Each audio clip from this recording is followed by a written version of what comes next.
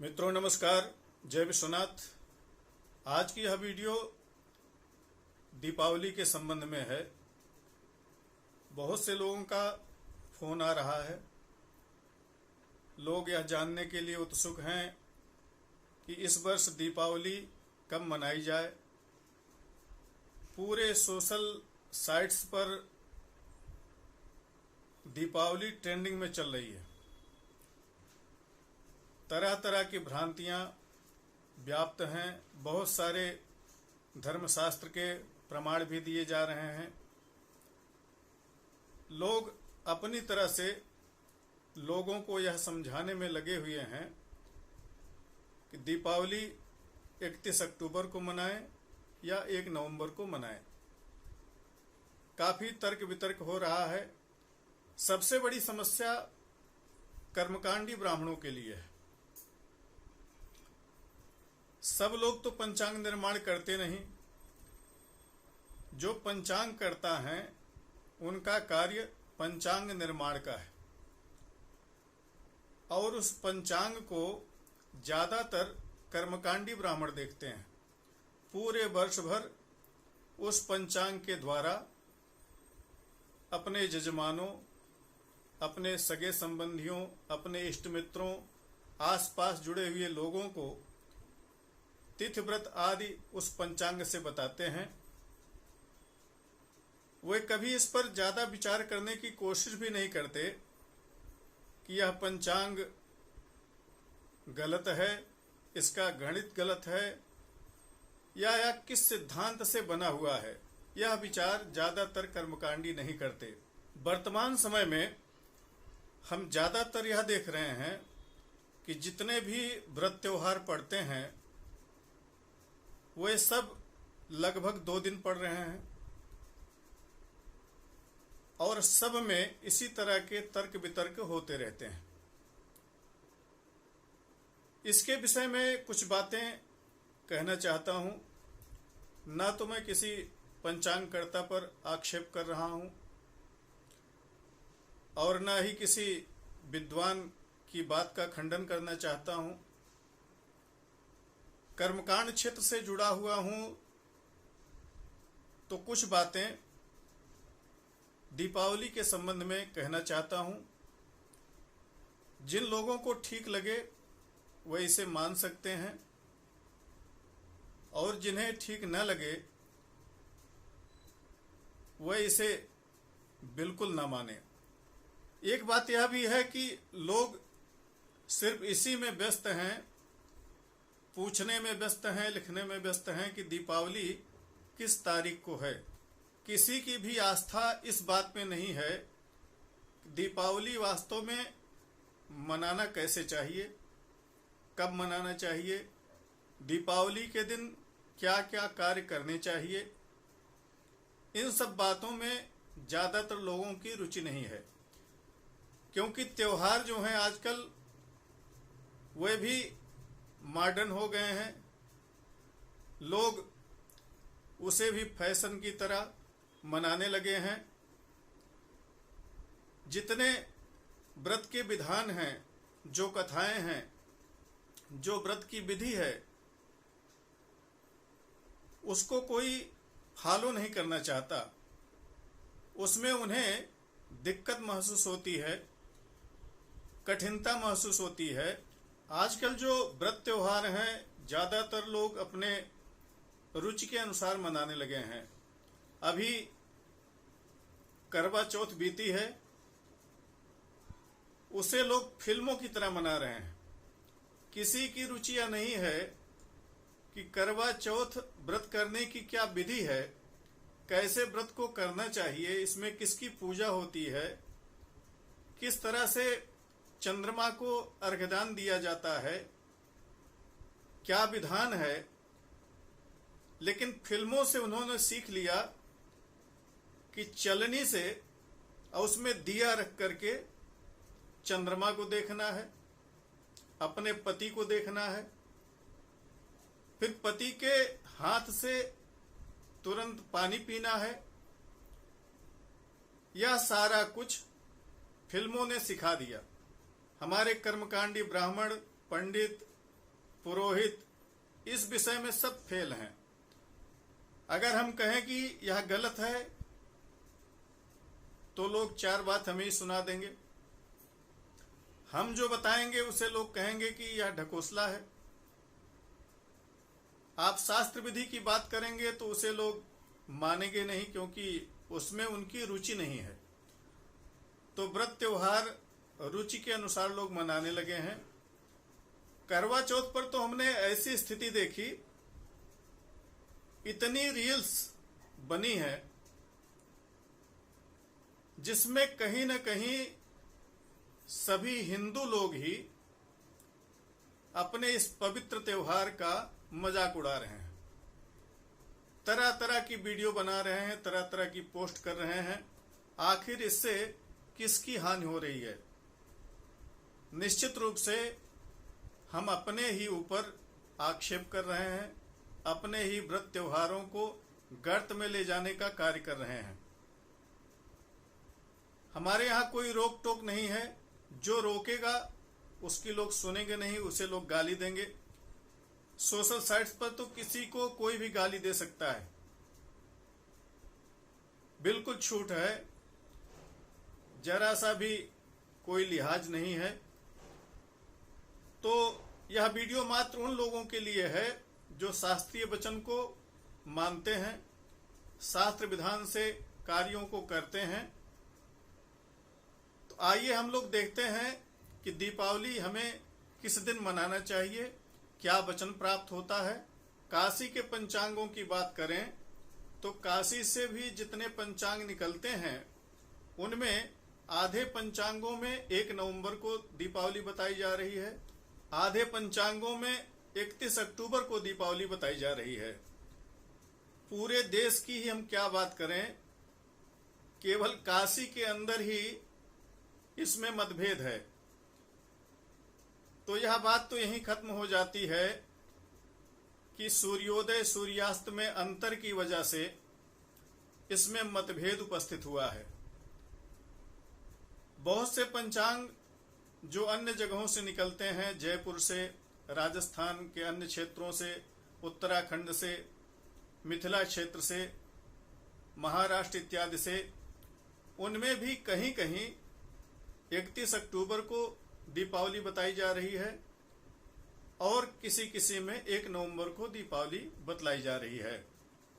अब हम देखते हैं कि दीपावली जिस तिथि में मनाना चाहिए वह कब से कब प्राप्त हो रही है और क्या वचन प्राप्त होते हैं। यदि हम बात करें काशी से प्रकाशित होने वाले ऋषिकेश काशी विश्वनाथ पंचांग की, तो उसमें 31 अक्टूबर को दिन में 3:12 तक चतुर्दशी तिथि है। उसके बाद अमावस्या लग जाएगी जो कि पूरे रात्रि पर्यंत रहेगी। 1 नवंबर को सायंकाल 5:13 तक अमावस्या रहेगी। अब हम सूर्यास्त की बात करते हैं कि सूर्यास्त कब हो रहा है इस पंचांग के अनुसार। तो 31 अक्टूबर को 5:33 पर सूर्यास्त है।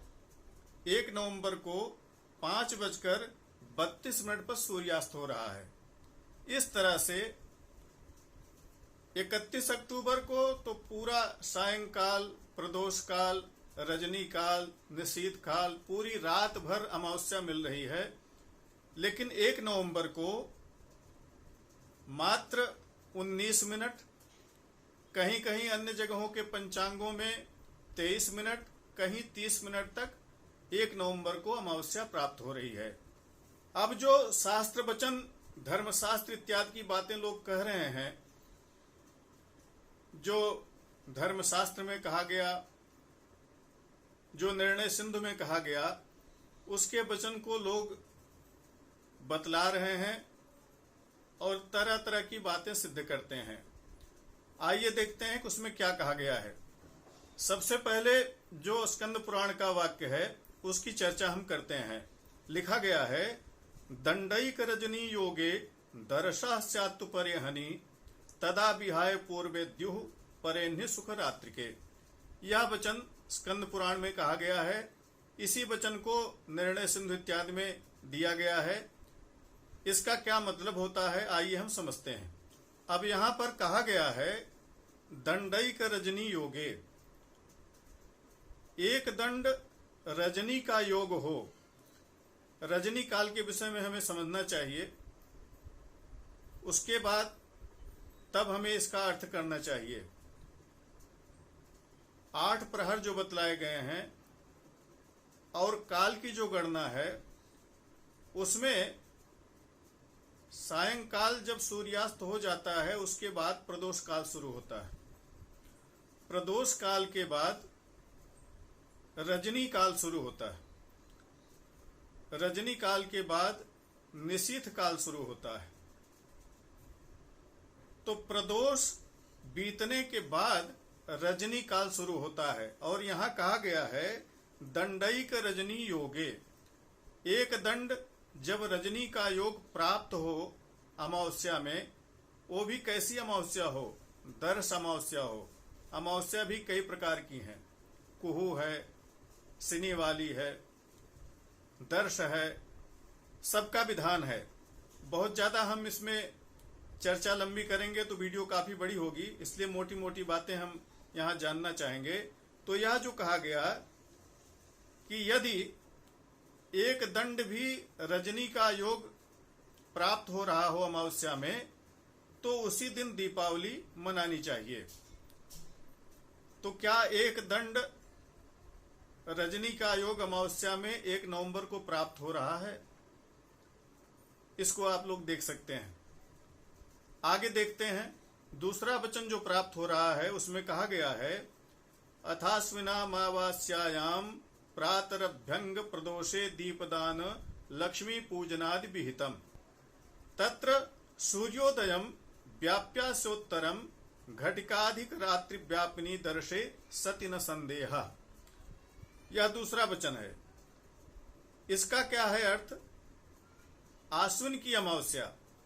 तो आश्विन की अमावस्या संस्कृत में तो यही लिखा गया आश्विन अमावस्या, लेकिन अमांत मास से हम इसे कार्तिक अमावस्या जानेंगे। इसमें कहा गया कि इस दिन प्रातः काल अभ्यंग स्नान करना चाहिए, प्रदोष काल में दीपदान करना चाहिए, लक्ष्मी जी की पूजा करनी चाहिए। तो प्रदोष काल कहा गया। तो प्रदोष काल सूर्यास्त के बाद जो त्रिमुहूर्त प्रदोष काल है, अगर वह प्राप्त हो रहा है तो उसे हमें लक्ष्मी पूजा करनी चाहिए। आगे कहते हैं कि इसमें सूर्यास्त के बाद रात्रि में 1 घटी से अधिक दर्श हो, तो दर्श शब्द पर भी ध्यान दें। दर्श जो है वो अमावस्या के लिए कहा गया कि दर्श अमावस्या हो, तब उस दिन दीपावली करने में कोई संदेह नहीं है। तो घटिकाधिक रात्रि व्यापिनी, 1 घटी रात्रि व्यापिनी भी 1 नवंबर को नहीं मिल रही है, क्योंकि प्रदोष में ही नहीं मिल रही पूरा। तो रात्रि तो प्रदोष के बाद शुरू होगा और उसमें भी 1 घटी रात्रि में अमावस्या जानी चाहिए जो कि दर्श अमावस्या हो, वह भी 1 नवंबर को प्राप्त नहीं हो रही है। आगे कहा गया यदा चोत्तरत्र दिवैव दर्शः प्राप्यते समाप्यते पूर्व दिने च प्रदोषे लभ्यते तदा चतुर्दशी विद्धापि ग्राह्येत्यर्थः। अब इसका मतलब यह है यदि दूसरे दिन में ही दर्श मिले और समाप्त हो जाए, तो पहले दिन में यदि प्रदोष के समय में दर्श अमावस्या मिल रही है तो चतुर्दशी विद्या में भी अमावस्या ग्राह्य है। इसका यही अर्थ होता है। इस सिद्धांत से भी 31 अक्टूबर भी सिद्ध हो रहा है। आगे ज्योतिष शास्त्र का वचन है, उसके विषय में भी जानते हैं। अमावस्या यदा रात्रौ दिवा भागे चतुर्दशी पूजनीया तदा लक्ष्मीर विज्ञेया सुख रात्रिका।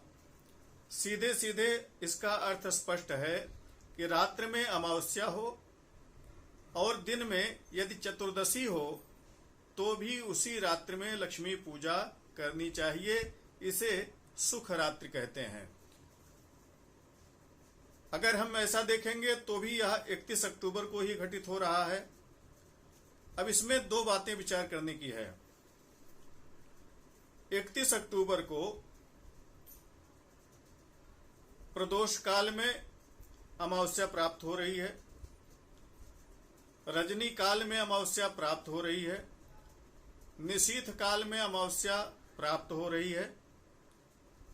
1 नवंबर को प्रदोष काल में मात्र कहीं 19 मिनट, कहीं 23 मिनट, कहीं 30 मिनट अमावस्या प्राप्त हो रही है।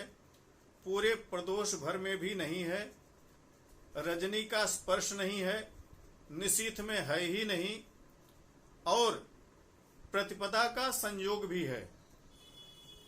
कहीं कहीं किसी में ऐसा वचन भी आया है कि अमावस्या को प्रतिपद विद्ध नहीं करना चाहिए। जो अमावस्या प्रतिपदा से विद्धा हो उसे नहीं करना चाहिए, यह वचन भी प्राप्त है। इस विचार से भी 1 नवंबर को दीपावली नहीं प्राप्त हो रही है। आगे हम और बातें जानेंगे। अमावस्या के दिन क्या क्या कार्य करने चाहिए। प्रत्येक अमावस्या के दिन स्नान, दान और श्राद्ध 3 कर्म होते हैं। तो श्राद्ध, स्नान और दान ये तीनों कार्य 1 नवंबर को किए जाएंगे, क्योंकि जो श्राद्ध का समय है उसमें कुतुब वेला ली गई है। मध्याह्न के समय अगर वह तिथि प्राप्त हो रही है तो श्राद्ध उसी में होगा। तो अमावस्या का श्राद्ध 1 नवंबर को किया जाएगा।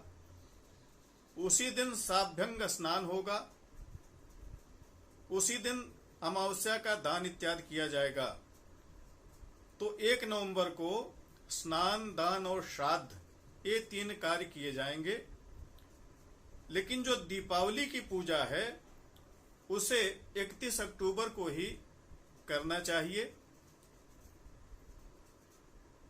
क्योंकि उसमें हमें दर्श अमावस्या प्राप्त हो रही है, उसमें हमें प्रदोष काल प्राप्त हो रहा है, उसमें हमें रजनी काल प्राप्त हो रहा है, उसमें निशीथ काल प्राप्त हो रहा है। और निशीथ काल में जब महाकाली की पूजा की जाती है उसमें भी हमें अमावस्या प्राप्त हो रही है। इसलिए 31 को बिना किसी भेद के, संशय के 31 को ही दीपावली मनाना चाहिए। कुछ और बातें हैं कि जो पंचांग हमारे यहाँ बन रहे हैं उन पंचांगों में 2 विधाओं के गणित इस्तेमाल किए जा रहे हैं। कुछ पंचांग दृक गणित पद्धति से बन रहे हैं, कुछ पंचांग सूर्य सिद्धांत के अनुसार बन रहे हैं। तो कहीं वचन यह प्राप्त है, हमने उसको पढ़ा भी है और यहां मैं साइड में लगा भी दूंगा, जिसमें तिथि व्रत आदि के निर्णय में सूर्य सिद्धांत के अनुसार जो बने हुए पंचांग हैं उनको वरीयता दी गई है।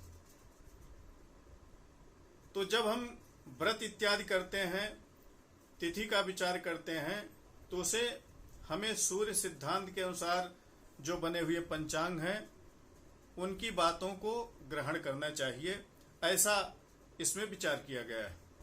कुछ लोगों का तर्क है तिथि व्रत आदि के विधान में याम तिथिम समनुप्राप्य उदयम याति भास्करः सा तिथि सकला ज्ञेया स्नान दान व्रतादिषु। इस कथन का यह मतलब हुआ कि स्नान, दान, व्रत इत्यादि में उस तिथि का ग्रहण करना चाहिए जो उदया हो। 1 नवंबर के पक्ष में जो लोग दीपावली मनाने के हैं वह इसका प्रमाण भी देते हैं, लेकिन ये जो प्रमाण है ये दीपावली के संबंध में नहीं है,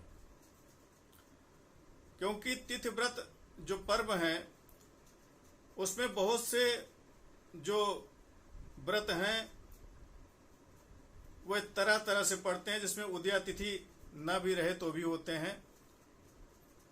गणेश चतुर्थी का जो व्रत करते हैं हम, उसमें तृतीया में चतुर्थी हो, जब चंद्रमा को अर्घदान किया जाए रात्रि में, तो चतुर्थी होनी चाहिए। श्राद्ध जब हम करते हैं तब हम मध्याह्न व्यापिनी तिथि का ग्रहण कर लेते हैं। अभी भादों के महीने में